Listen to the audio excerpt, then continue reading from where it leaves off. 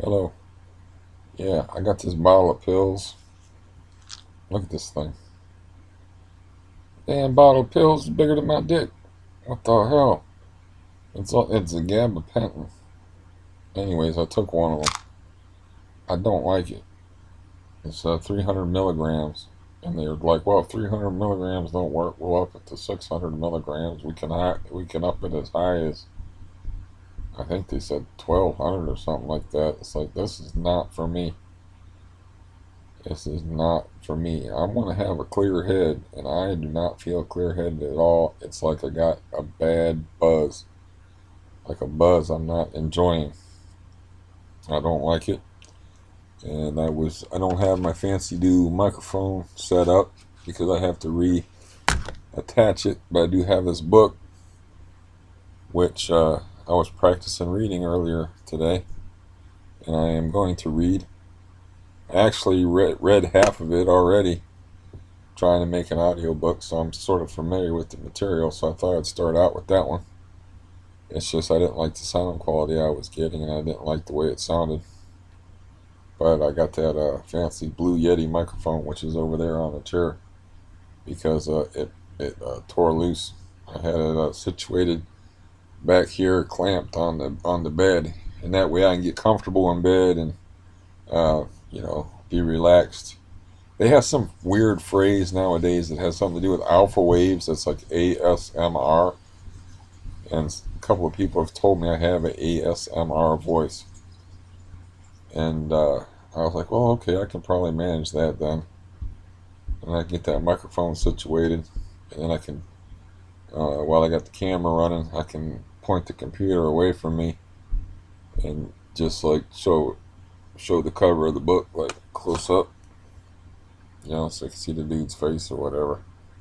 Somehow mount it on something. I'll figure something out.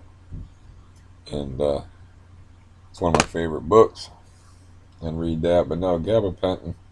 I was reading about it. And it had something to do with the blood-brain barrier that I didn't understand. And it simulates the GABA neurotransmitter. So I don't know why I'm high if my GABA neurotransmitter uptake receptors are supposed to be not functioning all that great since I'm withdrawing from benzos. But yeah, wasn't a good idea. If I could go back in time, I wouldn't even take one of them things. Yeah, the size of the bottle is what freaked me out, man. Like that ridiculous thing. Like here's like an emery board for scale. It's like the pill bottle. Ridiculous. Not for me. That's what my genius pain management guy prescribed me, and I've already taken it before, but apparently at much lower doses because I feel high as shit right now, and I don't like it. I don't, I wanted to practice reading, and I don't like sitting around being stoned. I don't like drugs particularly, actually, at all. The only drug that I liked was stuff that made me sleepy, and I wanted to sleep back when I was young. When I'm conscious, I want my brain sharp. When I'm not trying to sleep. And this is like brain fog type stuff. I don't like it. And I won't take another one. And I was talking to my friend, the police officer, and I realized that because I had that I don't know if I talked about this before, but because I had that bone scan test, and they said the results were inconclusive whether I have CRPS, that means all the treatments for CRPS, that door is closed because they need like proof that I have it now, even though I've already been treated for it. I've already had nerve blocks for it. I've already been given drugs for it, and I've already had it I've already had it diagnosed and acknowledged by doctors uh, during the Bush Senior presidency. So I don't know how that works. Like if like now I don't have CRPS because I took a bone scan test, which is supposed to be some sort of definitive test to tell if you have CRPS, and they said it was inconclusive. I told them nothing, and that's why they gave me the gabapentin, is because it's just like a standard thing they do with anybody that's got neuropathic pain. I guess they give them something like that. It's also an anti-seizure medication, an anticonvulsive, but they gave it for me because of the neuropathic pain. But all I need is my leg fixed, man. I can deal with the pain. I'd rather have the pain and a clear head. All I need is a leg that works, you know. I fell down yesterday and hyperextended my right, uh, the fingers on my right hand a little bit. And, yeah. Anyways, I thought that's only 6 minutes, but yeah, I thought I would report on my situation. And I realized that, like, all the people that have been nice to me, that, like, I'm really terrible at remembering all the names. Like, the one guy's name was Boxhead Barry, I think. And, like, there was Zap1234. Why don't you people have normal names, like Pork Frog? What's wrong with you? That's easy to remember. And people always make bestiality jokes at my expense about it, too. They don't understand that a pork frog is a piece of pork rind that looks like a frog that you put on a fishing lure. So, and I got, my icon picture is of a woman kissing a frog, like turning him into a prince, which I thought was clever and stuff, but apparently it goes over people's heads, you know, referring to myself as a lonely frog wanting to find a woman to kiss me and turn me into an adorable prince. Oh, it's so sad. Anyways, that shit is no good, and I don't like it, and I don't know why anybody would like it. I don't like the buzz even that I've got going on now, and I don't like the way my head feels. And it says take one every 6 hours, so hopefully it'll wear off here pretty soon. I took it like maybe it's peaking right now, so I took it like 2 hours ago. And it's like the guy was telling me, well, if 300 milligrams doesn't work, we'll try 600, and then if 600 doesn't work, we'll try 900. And I'm like, man, I want my head clear. I want to be Steve. I don't want to be Gabapentin. I don't want to be Valium. I don't want to be Xanax. I don't want to be anything but Steve. That's all I want to be. I don't want to be doped up. And yeah, but that's the best they could do for me, because apparently that guy needed proof that I had CRPS, so that closed all the treatment options. That closed all the door. It closed that door to all those treatment options. I didn't realize that until I was talking to my policeman friend, and then I got really angry because for some reason I didn't realize that. I'm like, because it's like they're going backwards and giving me a drug that my doctor had already given me like 3 years ago that I said didn't work. And their answer was, well, just take more of it. And that's one thing, is I know a lot of people that use drugs, and it's like I could understand like escaping emotional pain. I could tell you some horror stories. Uh, you know, Unfortunately, most of them involve other people, but I could tell you some bad shit that I could. I'll just start at the beginning. Is like I saw my brother carrying a gun out into the backyard, and he went behind the grapevine and shot himself. Now, I didn't see him shoot himself, but I saw him carrying the gun out, and I was 9 years old, and I was so small that I had to like, what would you call it? Grab the sink and like do a dip, like press myself up, get my feet off the floor to look out the window, and I saw him carrying the gun out there. And I knew in my head there was something weird going on. And I went and hid, and I heard the gunshot. So trauma, I know all about trauma, and I know all about people running and hiding from things, and using chemicals to do it and stuff. But I don't understand, like, there's a whole bunch of water rushing through the ceiling right now. I don't understand why people, uh, you know, want to do that to escape. But at the same time, I did it myself when my mom was dying. I had an unusual situation going on, though, a very unusual situation. So, I mean, I was just smoking pot and smoking a lot and watching a lot of pornography. And because that is a natural painkiller, especially if you do that tantric stuff that Sting talks about. You know, it's kind of hard to think about the pain in your body if the blood goes out of your brain somewhere else. TMI, perhaps, but the truth is the truth. And so, yeah, I ran. I did the kind of thing that I'm criticizing other people before, and I ran for a few years from that. I had a lot more going on besides that. But I guess my overall point is like, uh,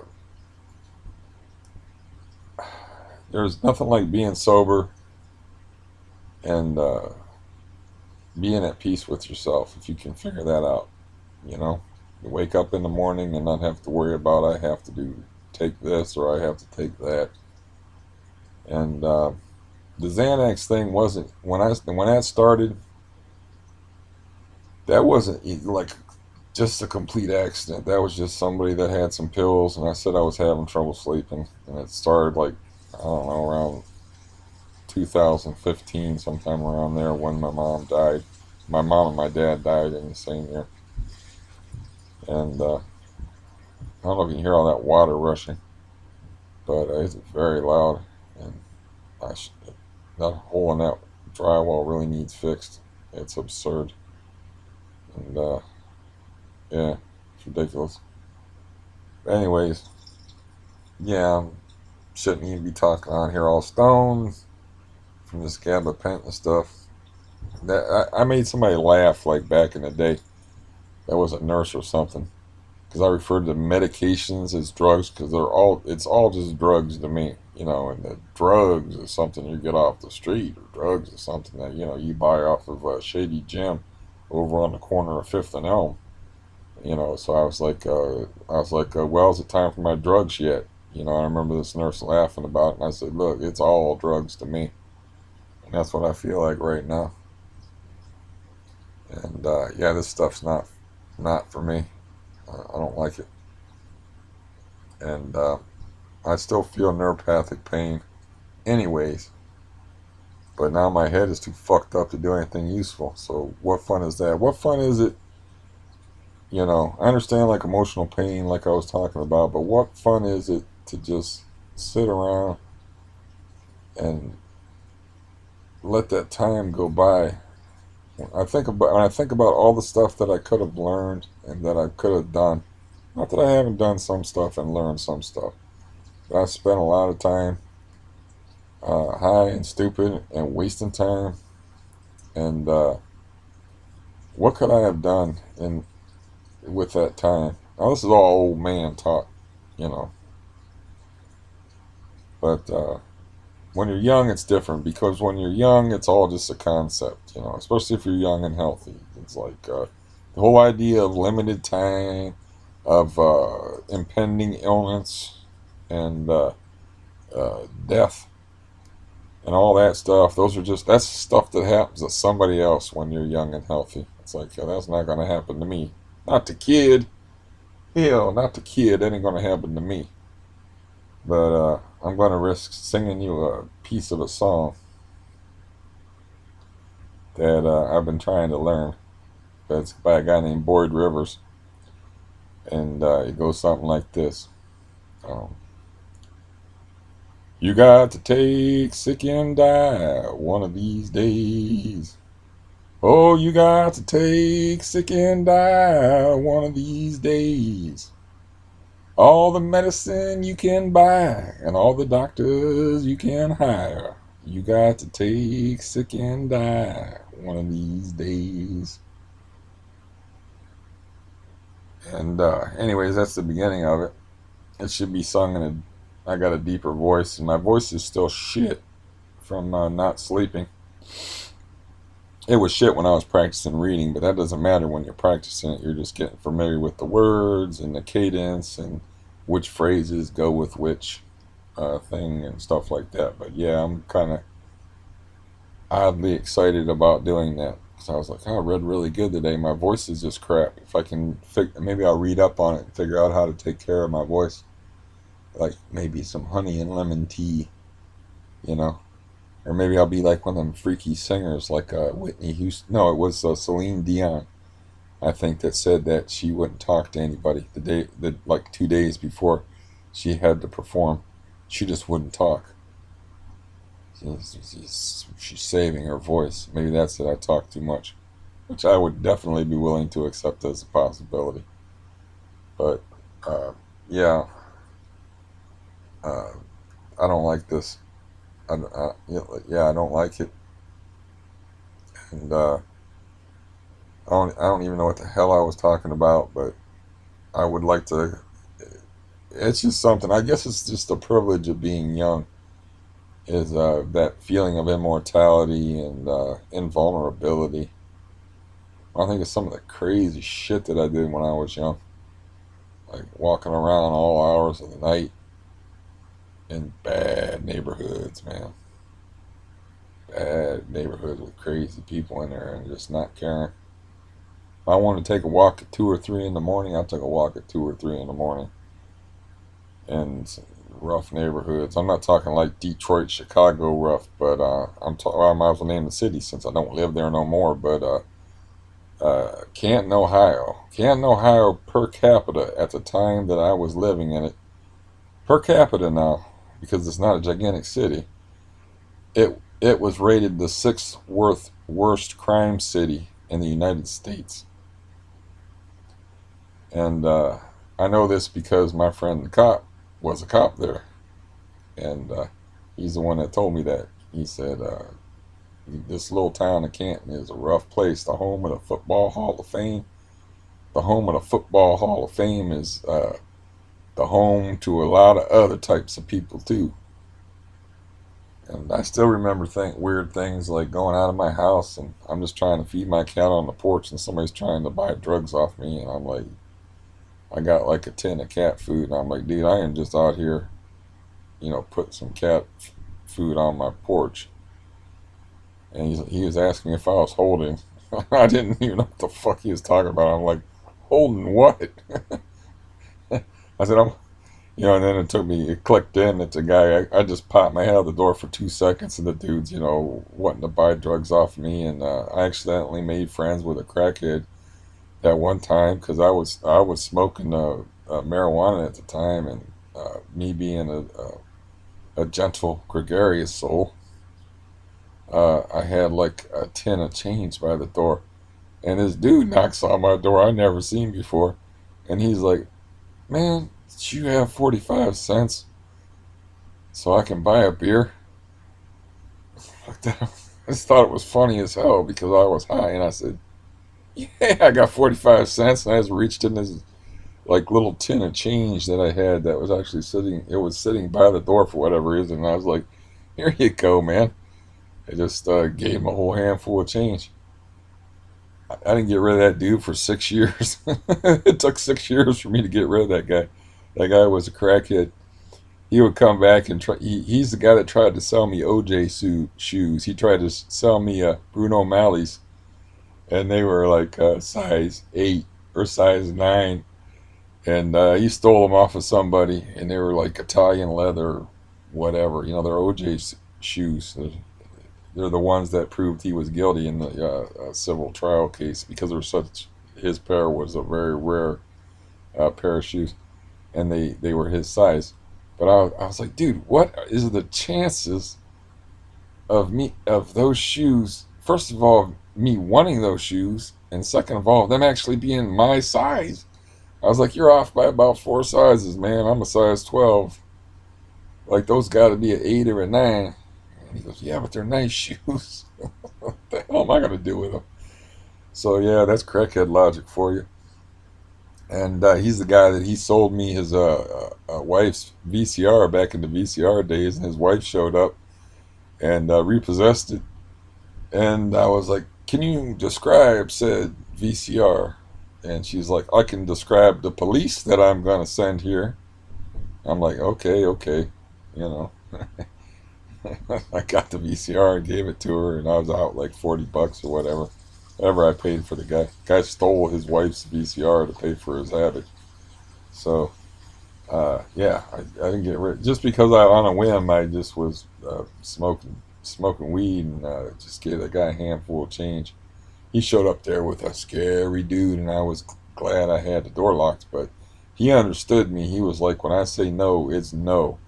But this guy didn't know me, so they pull up. I don't even drive. I don't have a car. They pull up and they got the speakers bumping and they got the doors open on this car.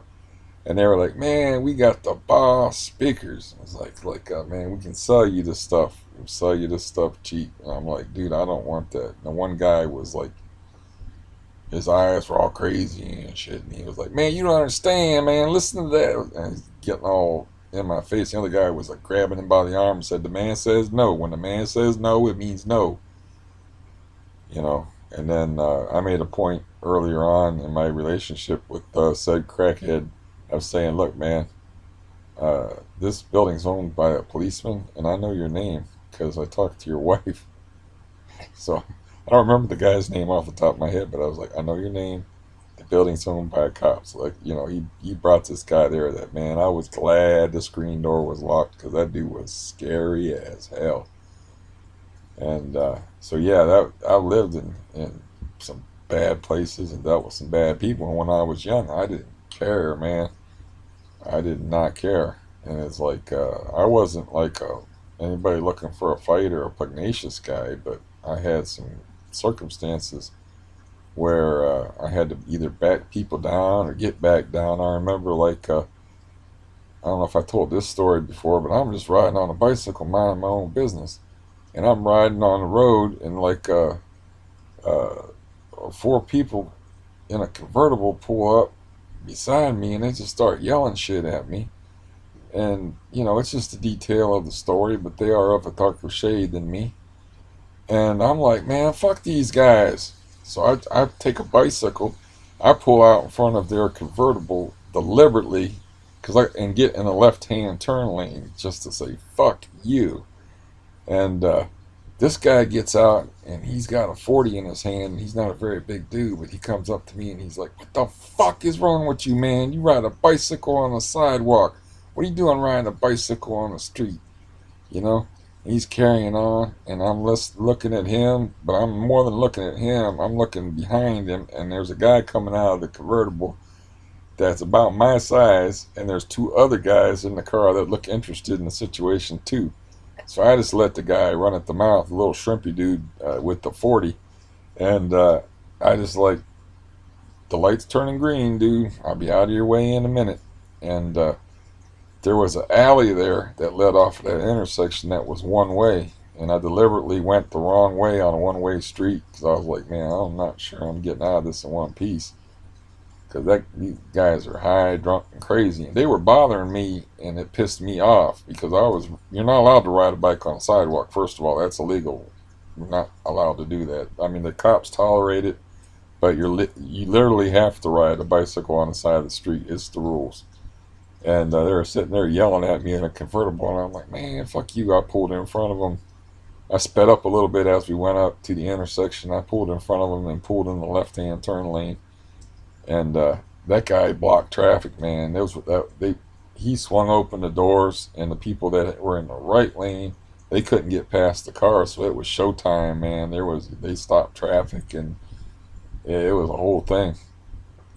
But you know, when you're young, you don't think about illness, and when you're young and healthy, and I wasn't even healthy. I had CRPS, but I was strong and I was capable. I just couldn't run. I couldn't run. I could walk and I could fight, and I did not like people bothering me for no reason, even if it was four guys. And so I would do shit like that. There's other times like I don't know if I told this story before, but I had a run-in with some crazy motherfucker in a laundromat, and I was in there with my buddy, and all the machines was making all this racket, and he couldn't hear me, and he was in there with this woman, and one of the dryers popped open, and all these clothes come flying out, and I thought it was funny, and I said, hey man, are those your clothes? He goes, no, those aren't my fucking clothes. My fucking clothes over here. Why don't you mind your own goddamn business? He was all up in my face all at once like that. And I'm like, look, man, I just seen them. He said, I don't give a fuck what you seen. And he was all crazy, man, and he outweighed me, I don't know, by 30 or 40 pounds and was at least as tall as me. And I looked down and he had those real good people stomping boots. And I had a fight when I was young where I fought a guy with combat boots and got sucker punched and kicked in the head. And all I could think about was them boots. You know, and I'm like, I don't want to fight this guy. So, and his wife is, or girlfriend, or whoever the hell that was with him, she was pulling him by the arm and said, this guy's okay, this guy's okay. Like she's seen it all go down before where that guy trashed somebody for no reason. So I'm looking past the guy and I can see my buddy, who's no small dude. He's over there folding his clothes. And he's not hearing any of this guy's yelling or nothing because all the machines in the laundromat are going off. And I'm like, you know, I want to like wave and say like, oh, little help, you know, but I didn't do that. I was like, I looked at the dude and I was like, man, why do you want to pick on a skinny little motherfucker like me for? You know, and he thought about it and he was like, none of that matters, man. Just get the fuck out of my face. Like that, whatever. And then I went over and I talked to my cousin and I said, man, did you see what just happened? He goes, what are you talking about? He never saw anything. So anyways, this is on the same day. When we got to the laundromat, he had a classic Mustang that he was driving. It was four screen, I remember. I don't remember if it was what year it was from. It was from the 60s.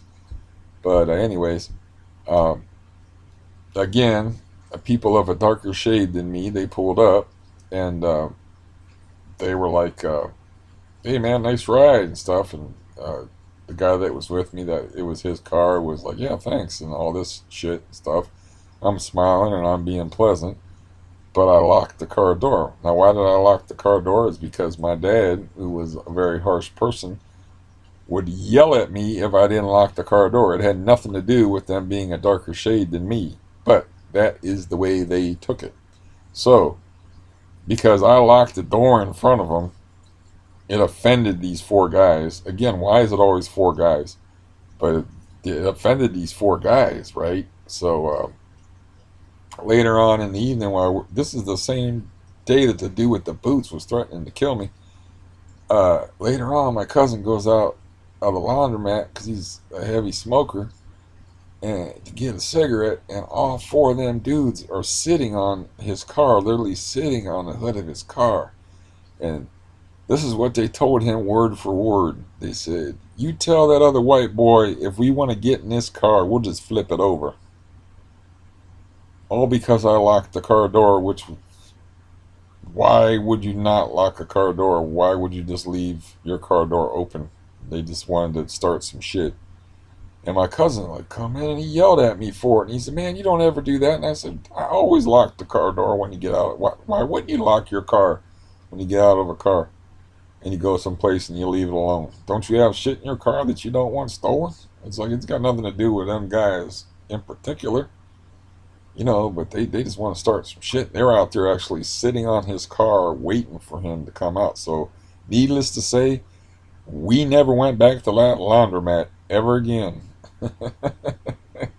He about got beat. He got beat up by four guys outside, and I about got beat up by some guy with very nasty looking boots on inside the laundromat.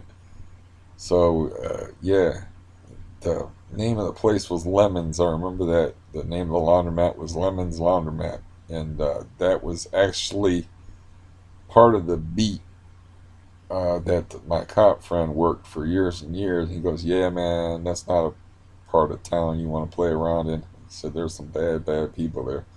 And I said, you now you tell me. Told me that shit before. Anyways, yeah, I amused the hell out of myself. Um, Yeah, I don't know. I guess the general theme of that is like um, getting high like I am now. It's like it always like feels like a waste of time to me. Like I could be doing something else. Like right now, I could be practicing my book, and I could be sharing that with people. And instead of telling these silly ass stories, I could give like instead of like yammering on for a half an hour, I could like that book will take. It should take about 8 hours, man. But that'd be like 8 hours of entertainment, and if I can do a good job on it, it's a really good book. And I love audiobooks anyway, and I know there's got to be some other people that love audiobooks, but I love, you know, I just wish I could do voices and impressions and like do like a female voice and figure out how guys do that. There's guys that can narrate and they don't even have to do like like a excuse me, mister. They don't have to like raise their voice. They can just somehow change their voice so that that's a female voice without having to go in those higher registers. And then they can have like, I guess because they're actors, a lot of the people that do audiobooks are actors. They can like have a specific voice for a specific character, you know. And I don't think I can do that. I don't know. I I got a whole winter to figure it out. I remember one of the funniest fucking things I ever read though, or ever heard as an audiobook was Stephen King reading The Wastelands, which is like part three or part four of the Dark Tower epic, where he's doing a character called Gasher, and the guy's like all messed up and stuff like that, and he's like, let's see if I can do an imitation of his voice off the top of my head. Hey, you little squid, why don't you hold still? If you don't hold still, I'll cut off your sweetmeats and stuff them up your bum. And he had this whole like pirate voice that was much better than that, and it was Stephen King doing it. The guy, I don't like his voice. He's got like a nasally voice or something, but that character is fucking hilarious. He had a guy that did his audiobooks named Frank Muller that got in a tragic motorcycle accident where he got brain damage and then he ended up dying. But he was one of the best ever at narrating novels, and he was amazing. And maybe that's why Stephen King like chose to, maybe filled in and he did an okay job. But I just don't like his voice. But that his pirate voice, because that guy was like a pirate. He was like some kind of diseased pirate, and he was like, "I cut off your sweetmeats and stuff them up your bum." He was saying shit like that. I was like, "Holy crap!" But the voice that he did for it, man, I, I, I don't, I don't have that anymore. I don't know. I doubt I can find that on YouTube either. But that's one of those audiobooks that I stole off of Napster, and I had it for years, but I don't know where I put them on. This is back when you stored media on discs, and I don't know where the DVD that would have that on there would be. Now they got these neat little flash drives where you can store like ridiculous amounts of information on these little tiny things. But back then you had to use a disc. And I go back so far, like when I was writing my novels and stuff, I was using like the 3.5 floppy disks. I still have them around here somewhere. And I don't think I'd never had the great big ones, but the smaller ones, I had a computer that took those. But I think I might be sobering up, which is cool. Um, yeah, that would be good. Um, yeah, it's one thing about old men, man. Old men and their damn stories. Uh, yeah. uh, I was telling, I was talking to a friend of mine, and he's an older feller like me, and he's got this younger woman that's obviously interested in it, you know. And he's coming up with all these damn excuses, and I'm like, dude, you gotta take the bat off your shoulder and take a swing, man. I mean, this woman's doing stuff like asking, like, what do you notice different about me, like, he was like he was like, I don't know, and she was like, I did my hair, and it's women do stuff like that, like they're like subtle about um, when they're interested in you, the first sign is like something like that, they're trying to get you to notice their hair, or something they're wearing, or then they like I would be some kind of expert on this, but then they're like extremely interested in the things that you say, and think that you're funny. That's another sign that they might be interested in you. But I'm like, dude, you don't wait too long. And he showed me a picture of her, and I was like, oh, she's gorgeous to boot. And I was like, and she's interested in your old crusty ass. And I was like, man, give her the benefit of your experience and at least show her a good time.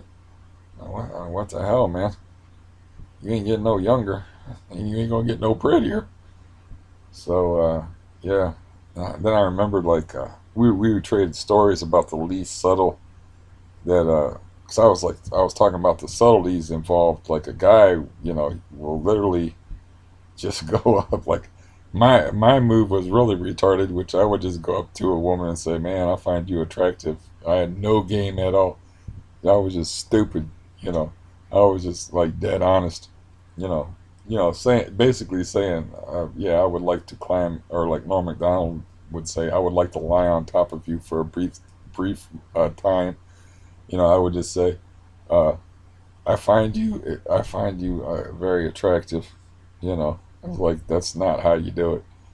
You have to be a little slyer than that. But I was just like straight. You just don't come at somebody like straight up like that. Generally speaking, not back in my time anyway. You might be able to get away with that stuff nowadays. It's a different world nowadays. But we were swapping like the least subtle thing that a woman ever did that showed interest. And for me, I walked into this place, and I was like, there was all kind of stuff. There was madness going outside. There was like police everywhere, and they were flying down the road like 100 miles an hour. And it was some kind of store or something like that. And I was standing in line, and she was a cute little thing, and I was like, I was a cute little thing. I was like a 30 and had all my long, flowing, gorgeous hair and stuff. And uh, I was like, man, it's crazy out there. There's cops all over the place. Who knows what the hell's happening out there? And she looks at me and she says, and me with no man to protect me. I looked at her. Like, I didn't even know what to say to that. And I was like, nah, I don't think so. I wasn't looking at the time, but that was the least subtle thing that any woman ever said to me as far as like expressing an interest in me. And me, and it's like it was so like 18th century too, and me with no man to protect me. Never forget that. And his story was like, well, I did ask, a woman did ask me once to pull up my shirt, and then she rubbed my belly. And I said, oh, there had to be alcohol or something involved in that exchange. I said, at least my story, everybody was sober. Um, but yeah, oh man,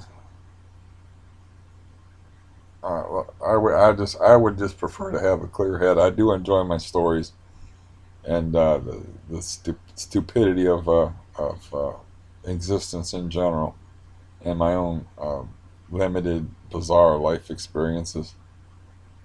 But yeah, I'm gonna get off of here. I actually poured coffee. It's 10:16 at night, but I poured coffee in hopes that it would sober me up in my new coffee cup, which I showed other people briefly, which I really enjoy, which is my No More Mr. Nice Elf uh, coffee cup, because I'm in Browns country, and the Browns did not win a game at all last year, and they actually should be in the playoffs, but they waited too long to fire their coach, and they got screwed out of a couple of games. So it says, "No More Mr. Nice Elf," which I guess is and that's a cute character from 1946 called Brownie the Elf, and they turned him into this evil-looking, badass-looking elf. And it says, "No more Mr. Nice Elf," since we're winning games and stuff. And I had, since I'm not walking good, I had thrown my coffee cup across the room to keep from falling and grabbed the hold of the kitchen sink and broke my coffee cup. I had to buy a new one anyway. So I was like, yeah, that's a neat cup. And since the Browns are good again, uh, yeah. But yeah, that's 40 minutes of your time. And yeah, I just mainly wanted to show you this ridiculous again. That is a huge bottle of pills. I have a big old melon, man. That is a huge, ridiculous bottle of pills. And it's like, what a waste. I don't want the things. I don't want them. You know why I'm in a good mood? It's because I'm sobering up. And I enjoy talking. That's why I'm in a good mood. I wasn't in a good mood when I come on here. And the stuff is wearing off. And I think somebody warned me that not to mess with that stuff. That's a bad idea when you're trying to get off of benzos, because it simulates GABA, but it's actually called Gabapentin, but it doesn't. It's not going to fix those receptors. So, but I still got like a weird high off of it that I did not particularly enjoy, which I'm coming out of now, which is cool. And yeah, mm, yeah, I don't know. Maybe I'm a hypocrite. I don't know, but I just consider getting high a waste of time, and I really regret what happened in 2015 when I formed all those bad habits and was running from reality, a very grim reality, but I was running from reality. And I did a pretty. I thought that video was pretty cool where I had the Yeti set up and I was talking about how those sleeping dogs that you're supposed to let lie, they're still there. They don't go nowhere, you know. So uh, yeah. So I like to talk. I like to talk them out. I like to wake the dogs up and you know just tell the truth. And you can tell the truth and you can live with it. It can't hurt you no more. I mean, there's still things that you can find embarrassing and painful, and but it does if it's not a secret, if it's not something that you're suppressing, and if you can express it in some way, it doesn't hurt you anymore in the same way. I mean, I have I have a lot of bad memories that like I remember the one time that I fell in love. I honestly fell in love with somebody, and she was perfect for me. And I said something really stupid to her, and I can't remember what it was. It had exactly, but it was just a dumb ass thing to say. And then something I can't talk about happened after that. I can't talk about it because it involves other people, but something very bad happened after that. And if it was up to me, I would just lay it all out there because I guess it's a matter of like some people are ashamed of things that happen, but if you're not robbing somebody, doing something evil, you know, why are you ashamed because a bad thing happened to you?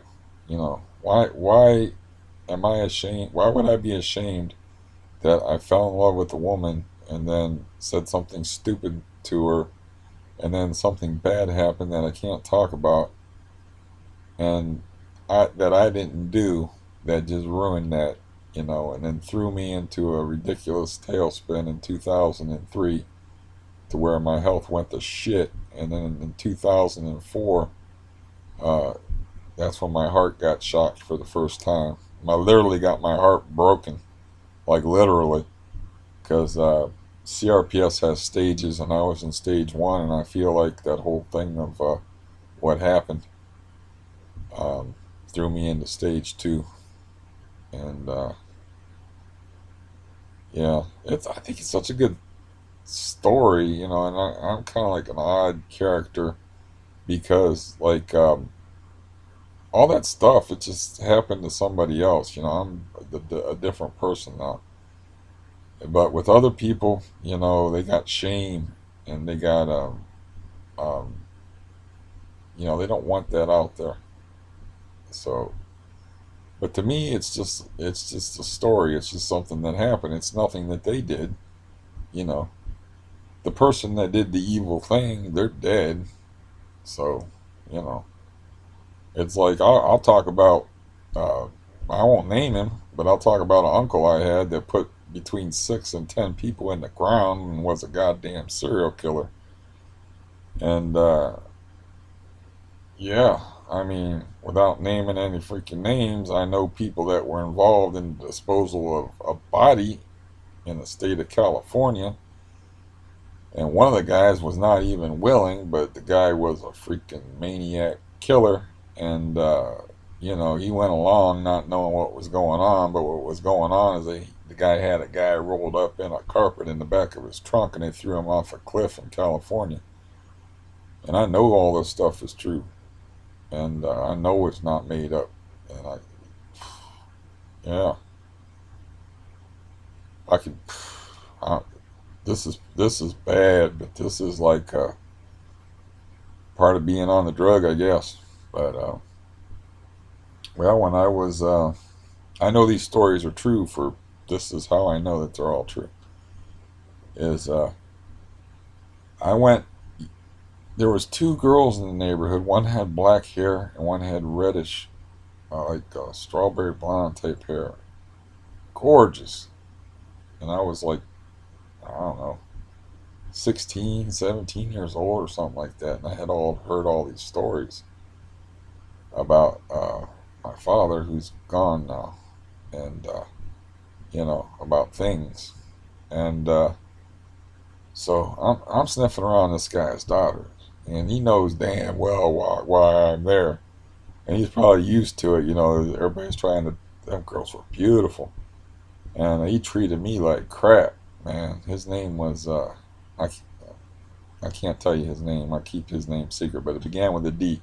Well, Mr. D, he had no use for me at all, man. He just wouldn't even talk to me. You know, he didn't throw me out of the house, but he might as well have, because he just looked at me like he wanted to kill me. And you know, I was just hanging around. He knew why I was hanging around, because I was hoping to get lucky with one of his daughters. And I only had a chance with the one. The other one, way out of my league. But anyways, so I'm talking to him. You know, I'll pretend like my last name is Johansson. So you know, one of the girls said my name and said Johansson, and Mr. D, the father, he looks at me and he says, "Your name's Johansson?" And I'm like, "Yeah." And he was like, "Do you know a Joey Johansson?" And I'm like, "Yeah, that's my father." He goes, "That's your father?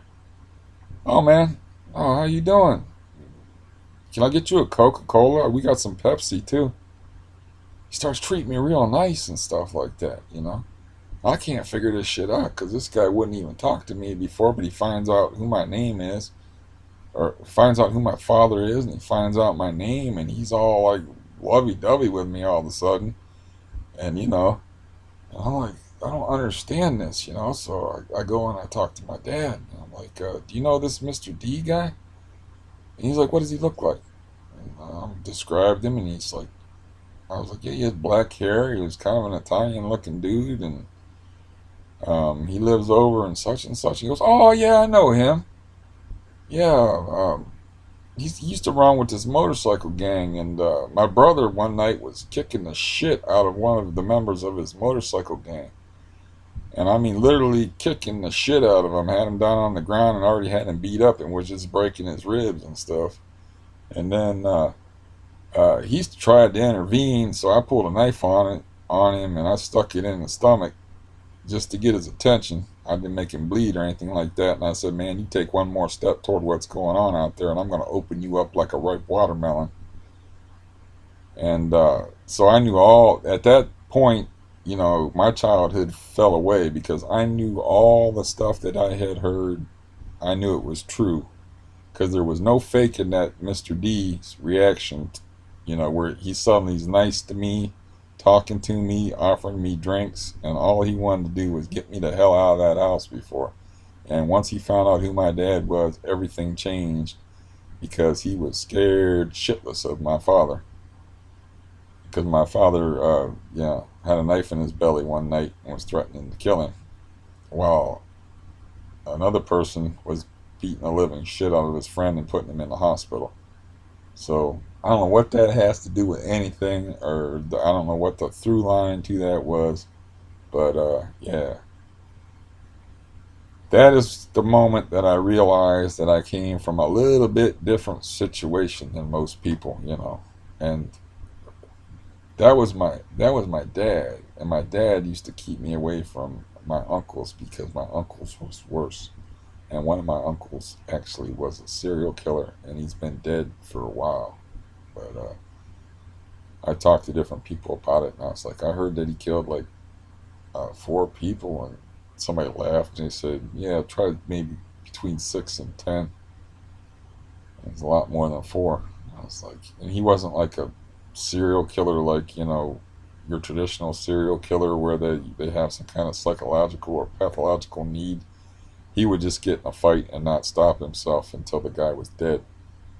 You know, he was a big, big, big dude, and he would just he'd get in a fight with the dude, and then you know, that's how it would happen. It wouldn't be like he was stalking people or like a serial killer that was preying on prostitutes or anything like that. You know, it was only a serial killer in the sense that he killed a lot of people. So that's sort of what I come from. And yeah, maybe this isn't even appropriate, but yeah, these people are all dead though. I don't see why anybody would get mad at me for telling you this stuff. You know, that guy's dead now. I wouldn't even be talking about him if he wasn't dead because the guy killed between 6 and 10 people. And I had a detailed explanation involving one of the murders and disposal of the body. And I had I had my own evidence that I come from some bad, bad people, just because of the Mr. D guy with the 2 hot daughters, which I never got anywhere with anyway. Uh, but yeah, one was named Darla. That was her first name. Can't remember what the other one was. The other one was like stunning. Darla was cute, but the other girl was like stunning. Like, and she was kind of a snob though. I never had any chance with her at all, and I like the dark-haired women anyway, so I like Darla. She had dark hair, but that's going back a lot of years. But that is an odd moment when you realize that, you know, you hear all these. It's sort of like when people like are young and they don't realize about illness, and they feel that sense of immortality and like the invulnerability, and you know, death and illness and stuff happens to somebody else. It was sort of like that, you know, the scales fell from my eyes. I realized like, oh yeah, all that stuff that I've heard about my father, that's all true. You know, I heard that he uh, put somebody in a hospital over nothing, literally nothing, because uh, my aunt told me this, that he was just in a bad mood, and this pop machine outside this gas station wasn't working, and he started hitting the pop machine and using vulgar language. And my dad went up to him and said, man, you don't talk that way in front of a lady. And the guy talked back to my dad, and my dad just left him laying in a pile, and let the ambulance pick him up. And then my aunt told me, man, I heard those words every day of my life. I don't even know what that was about, except for that, you know,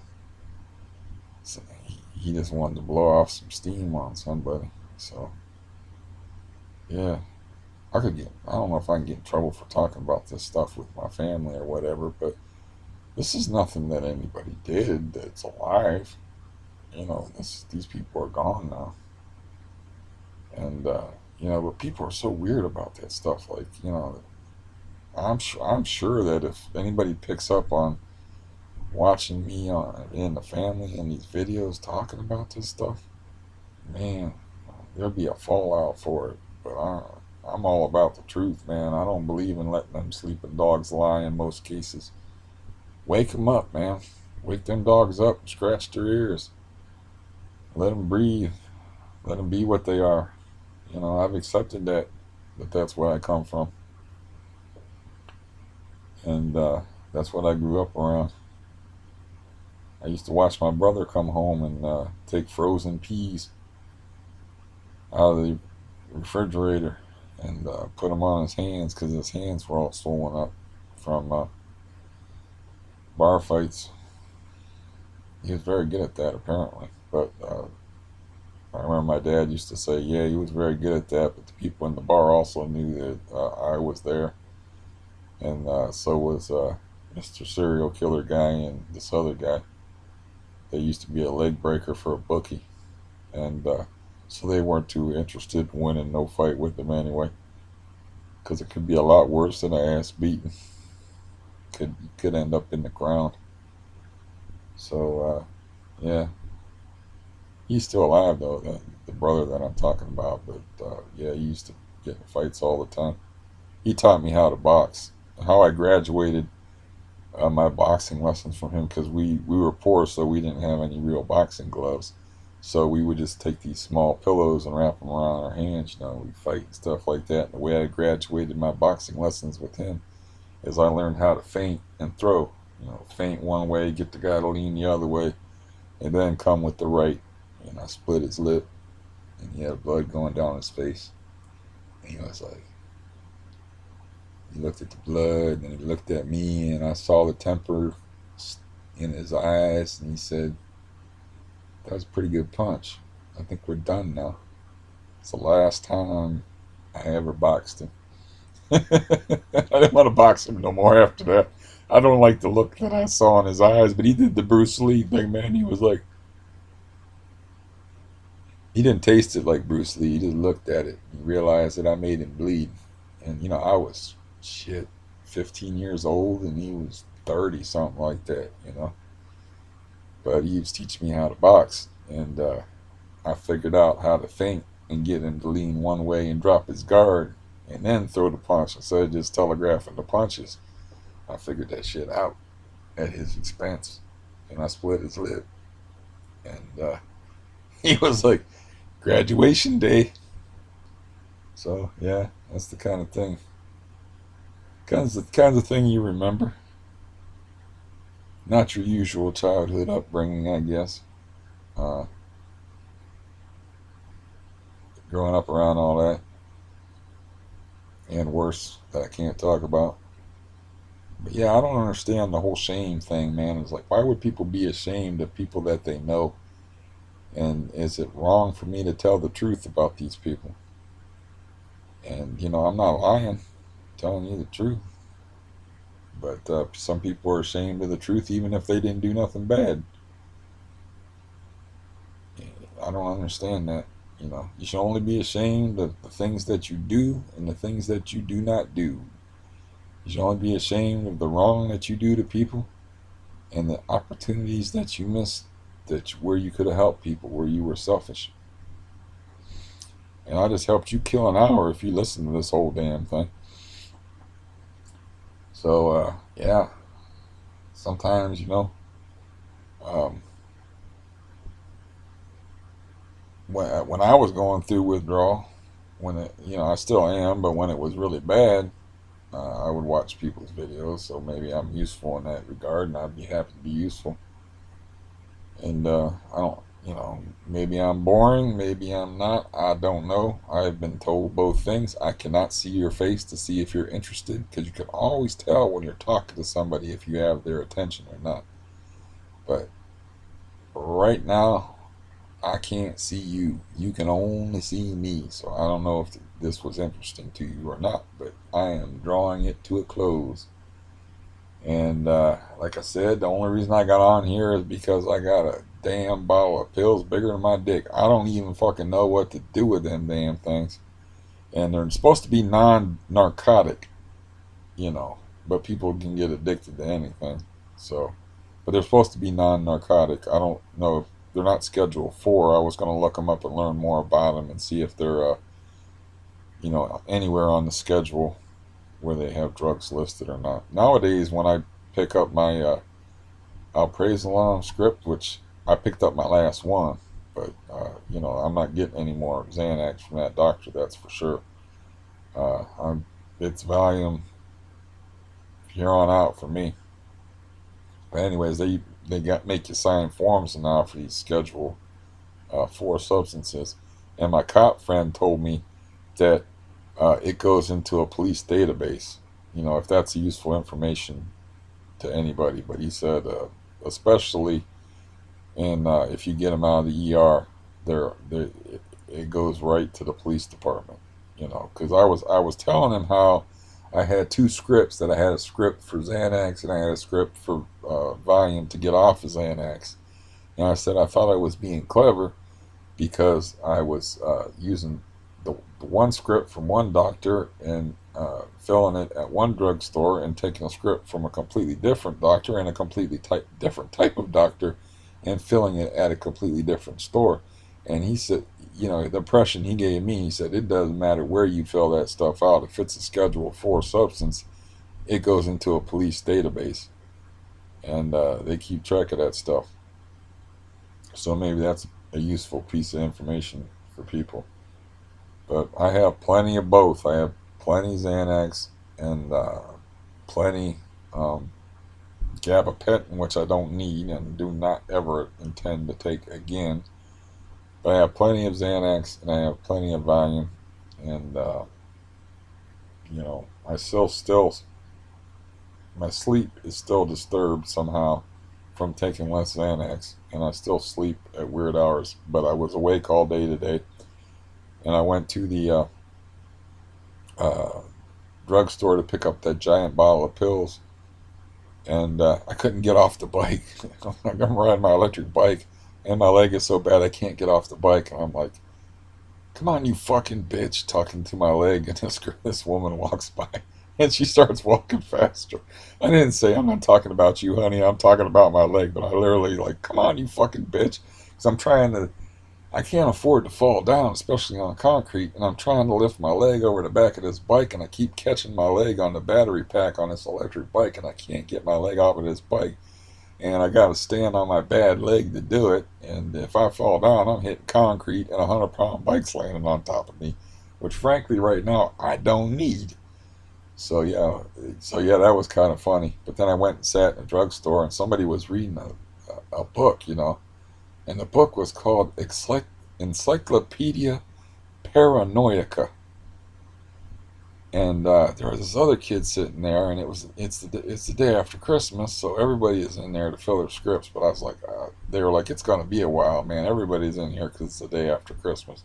I said, well, I'll just sit and wait. I need to sit down anyway. So I was sitting next to this younger dude that was taking some kind of psychiatric medication, and this older dude that was reading the Encyclopedia Paranoiaca, you know. And then there was some conversation struck up between all these people waiting, and I explained to people that it was a play on words for Encyclopedia Britannica, you know, Encyclopedia Britannica, Encyclopedia Paranoiaca.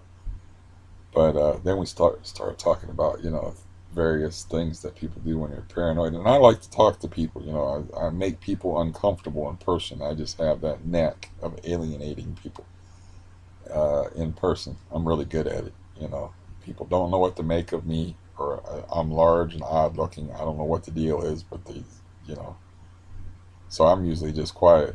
But I wasn't quiet. I explained that, you know, and I said, well, one of my uh, paranoias is that when I come home from the grocery store, I was like, I don't know who handled all this food before me, or you know, I don't know if the stock boy was doing whatever and then handling the jars of spaghetti sauce or whatever that I bought. So I always wash my hands. I said that's my paranoia, is I always wash my hands. And somebody else said something, and a conversation was struck up over this weird book that this very old man was reading, who was sitting with his son, who was clearly struggling with some kind of mental illness. And they told him, like, we cannot fill your full script today because we don't have it in stock. But I should have asked him what he was taking, but, he had some kind of, psychiatric issue, and I don't do well in person. I alarm people with psychiatric issues in person, which I found out when I was in psychiatric unit in January, and I was thinking it was funny talking about some guy beating a living fuck out of me and trying to kill me, and that old lady put her hand on me and said, "You're scaring the people, honey." And then the guy who was running the group was like, cut me off like X-nay on the blood A. That shit's just funny to me. But anyways, this kid, I don't know what he was taking, but they were like, "We got enough to get you through tonight, but we're not going to be able to fill your full script." I don't know what he was taking, but he clearly had some kind of issue or something like that. And his dad was reading that Encyclopedia Paranoica book, and I didn't ask him what he was taking, but I felt real bad for him because he was sitting in there for a long time before I got there. And then everybody was getting waiting on him besides this kid. And I'm like, what if this kid, this 20-year-old kid, like, what if he's waiting on something that he's physically dependent on? And he's just waiting and waiting and waiting, and he's just like a stewing inside. And then he's got to like, take whatever they give him to get him through the night, and then hope that they aren't lying to him about having it in stock the next day. I would just go to a different drugstore. Like, give me my script back, so I'll go to a different drugstore.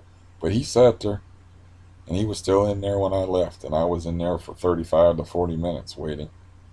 So um, that's the thing that, that's the reason why I wanted to quit the benzos, was the physical dependency thing. It wasn't even about the get my mind more clear-headed. It was, I did not like nobody having that kind of power over me where they could be like, "Well, sorry, we can't fill your script today. We can get you stuff through the night," and then there's no guarantee that they'll even fill it the next day. And I had a doctor, of course, that was like, he used an hourglass as to when he would fill my prescription. I figured that shit out real quick. I was like, I need to have like at least 3, 4, 5 pills ahead every time I get my script filled, because this guy never fills my script on time. He doesn't give a damn if I have to go through cold turkey withdrawal for a couple of days. So I figured that shit out. But that was my day today, and that is an hour and 7 minutes of your time. And again, hopefully I was entertaining. I cannot see your face, and you can always click off if I'm being boring. And anyways, I would wish I could remember all the people's names that have been kind to me and have been following my story. One guy's name is like Peppy Ooze or something like that. You guys got some weird names. But his story was interesting. His name was Peppy Ooze, and then there's a guy that his name is Zach. That guy responded to like my earliest videos. His name is something like Zap123 or something like that. And then you got Boxhead Barry, and I can vaguely remember, I think he's from Australia, but I can't keep it all straight. And then there's this Mason guy that I've been talking to that I like, and then there's like these other people that they understand, and like it's like a fraternity that you don't want to be a pledge to this fraternity, but it's like when you go through the benzo thing. I believe it was Mason that said specifically that it's such a personal experience that you're going through it alone, and because it's like we all have similar withdrawal symptoms to a degree, but because everybody's personality is different, it affects them in a different way. Like I've talked to people that, like, I've gone through depersonalization with this, where I'm looking at my hand and it's not my hand, or like I'm just like out of my head, like looking at like a plant, and like I'm not even here anymore. Just like Steve is gone. But because I've had all those surgeries and bad experiences, and I even had like a morphine dependence that developed when I had um, in my teens, for God's sakes, when I had my spinal surgeries. When I had the, so I've been through all that stuff, and I can ride that out to where I can't imagine the terror that somebody else would feel that's has. Actually, I can imagine it because I went through it when I was younger. That's why it didn't bother me this time, because I went through withdrawal type shit. I remember laying on my side when I was going through morphine withdrawal, and I thought that my arm weighed too much to pick up, and it felt like it was crushing me. It felt like my arm weighed like 400 pounds. It was so weird, and like it's just, it's undescribably weird. The whole thing. I've been through shit like they put me on this drug. This is why I don't like pills and I don't like drugs. It's because of these damn experiences. They put me on this thing called halcyon, right? Now, this is a somewhat embarrassing story, but I grew up Catholic. The movie that scared me was The Exorcist because I grew up Catholic. Hell was a place that you could take a shovel and dig down there and shake hands with the devil and all that stuff. So, I went to Catholic school for 9 years. That's why when I see a girl in a plaid skirt, I still have that moment of, yeah, okay, that takes me back. But anyways, so I'm taking this halcyon drug, right? Now, what I just had a spinal surgery. I just had like a spinal tumor removed where they were threatening me with paralysis and quadriplegia. They told me this before they put me under. He was like, "There's such and such chance that you're going to be in a wheelchair, have paraplegia. There's such and such chance that you can have a quadriplegia. And as with all surgeries of this magnitude, there is a chance that you could die." And this guy's just telling me this when I'm 16 years old. So they're already telling me ahead of time that I might have paralysis. Well, anyway, I take this halcyon drug, and I wake up and I can't move. It's like I can't lift my arms, I can't move my legs, and it's some kind of weird side effect to the drug. So I start freaking out. I'm thinking, I'm whacked out of my head because uh, at the time I was just starting with the morphine withdrawal.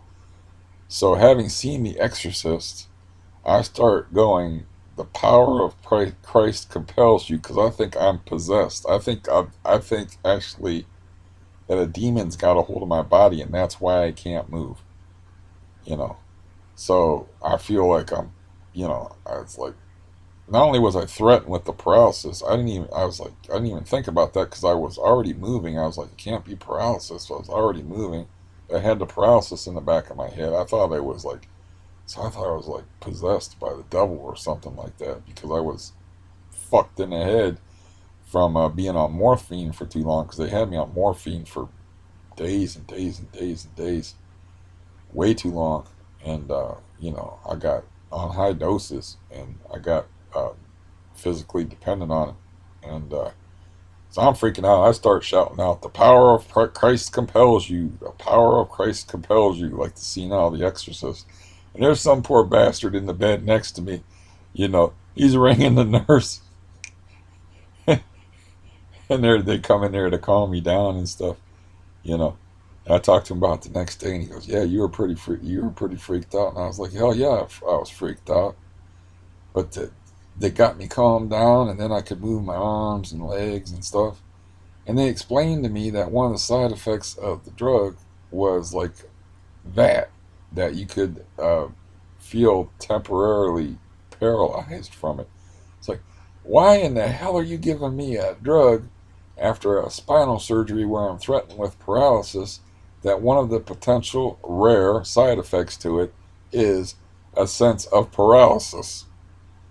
And I said, "Why didn't you tell me that?" And they said, "Well, because of the power of suggestion." I'm like, what the hell are you talking about? And they're like, "Well, we didn't want to put that thought in your head." And I was like, man, if I wasn't all fucked up in this bed, I would be choking you right now. But yeah, that's an embarrassing story. I mean, but I was just a kid. I was 16 years old, but I was like literally shouting. lines from The Exorcist. Uh, the power of Christ compels you, because I thought I was possessed. Because I was going through withdrawal and I didn't understand withdrawal, and then they gave me this halcyon drug, which I don't even know what that does, but I remember that's the name of the drug. Because believe me, I remember that's the name of the drug, because I would never, even at gunpoint, take that drug again. Well, maybe at gunpoint now that I know the side effects, but yeah, I remembered that drug, halcyon, and yeah, so I've had lots of experiences like that, and so like bringing it back to whatever point I was making, uh, it's different for everybody when you go through this. Even among us benzo people, it's different, because I've got that background of madness, growing up around madness, growing up around violence, growing up around serial killers, for God's sakes, growing up around violence, and just like madness is just something I'm used to. So, in other words, going through the withdrawal that I went through, it wasn't as bad for me as it might have been for somebody who had an easier life. So I was kind of like prepared for it. And even still, it was freaking horrible. It was a nightmare. I mean, it was a nightmare. I couldn't eat. I didn't want to get out of bed. I got to the point, I don't know if I mentioned this before, but I got to the point where I wasn't sure I could get up and go to the bathroom, so I got an empty milk jug and stuck it in the bed with me for a urinal when I was going through the worst of my withdrawal. It never got to that point, but I had got up and my head was spinning all around, and I didn't have anybody with me to sit with me to take care of me. So I'm like, what if I got to take a piss? I mean, what if I fall in the bathroom and break my head on the toilet or some damn thing? So I got an empty milk jug to piss in bed if I had to. That's how bad the withdrawal was, because I didn't even want to get out of bed. And I would put off getting up to take a piss for like 2 hours until my bladder felt like it was bursting. That before I got the jug idea, just because I didn't want to get out of bed. So I'm not saying that I skated easily through withdrawal. I'm just saying it's really, really, really bad.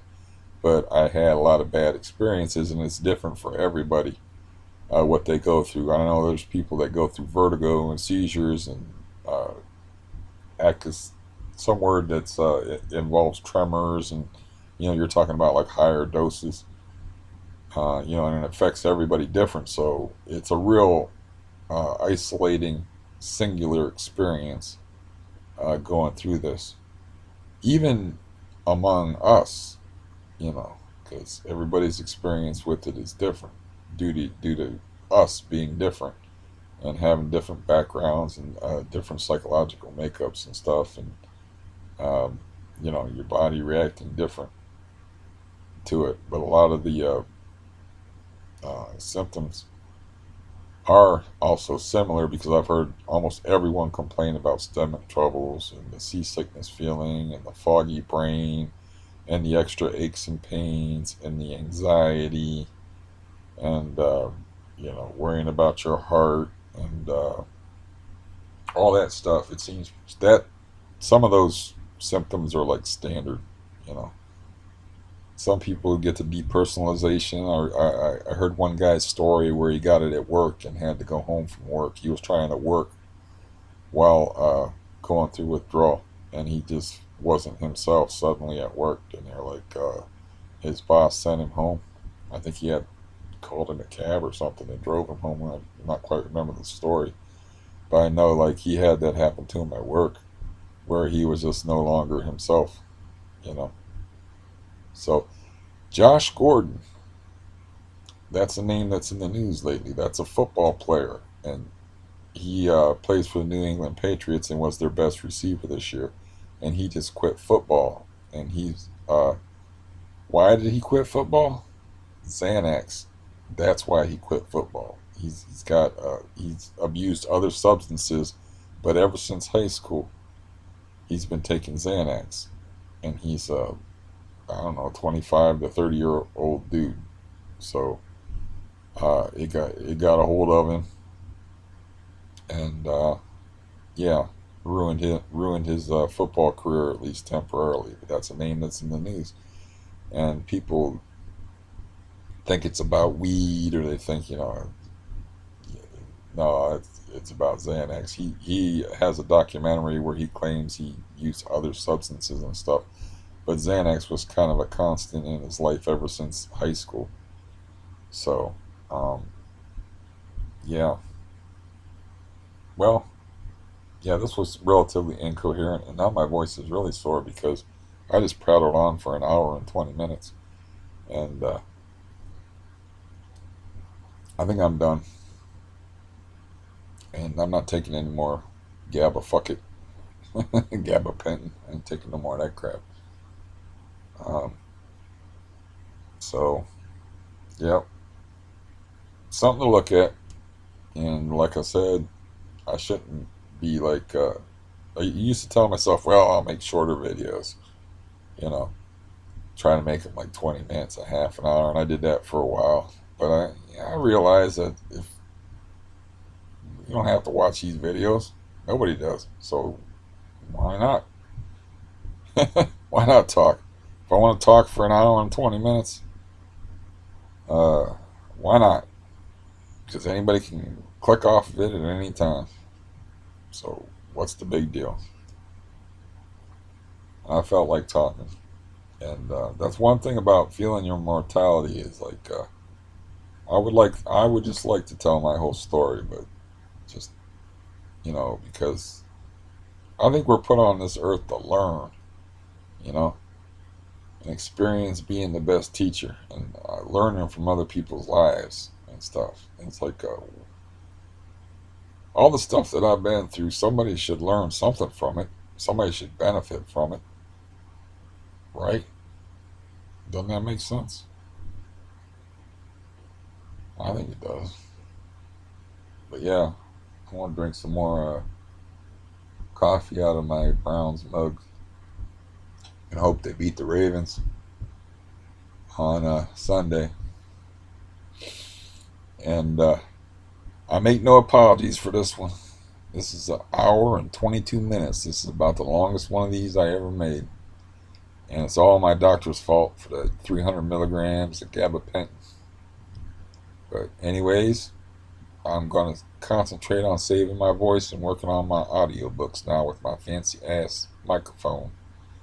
So you probably won't be seeing much of me anyways in the future here because I really want to do that. That's what I want to do. And once I am off of Xanax, then you will definitely hear from me. And I'm taking just straight Valium and sleeping and everything. I will definitely let you know about that. Anyways, thanks again to anybody that's been kind to me through this just bizarre year that I've had. And hopefully, as I always say, I always hope that people are doing better than me. And you can get through this. I got through lots of stuff. And you can get through this. I really believe you can. Even if it seems like you're not going to get better, that's only because you're in that moment. And tomorrow's another day.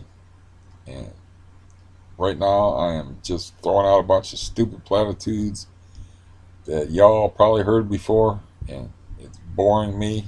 And I'm going to say goodbye. So, goodbye.